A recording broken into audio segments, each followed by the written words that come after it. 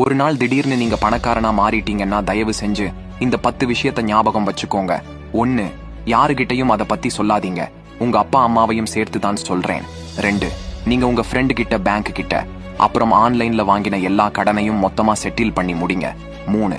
இந்த காசு ஏற்கனவே உங்ககிட்ட வந்துருச்சு, அதனால உடனே வெளியில எடுக்காதீங்க. ஒரு 6 மாசத்துக்கு அது உங்க அக்கவுண்ட்லயே வச்சிருங்க. 4. உடனே ஓடி போய் வீடு வாங்க ஆசைப்படாதீங்க. அதே நேரத்துல ஏதாவது பணக்கார ஏரியால வீட வாடகைக்கு எடுக்கவும் ஆசைப்படாதீங்க. 5. உடனே அவசரப்பட்டு உங்க வேலையை விட்டுறாதீங்க. 6. அவசரப்பட்டு காரு கீருன்னு எதுவும் லக்ஸரியா வாங்கிராதீங்க.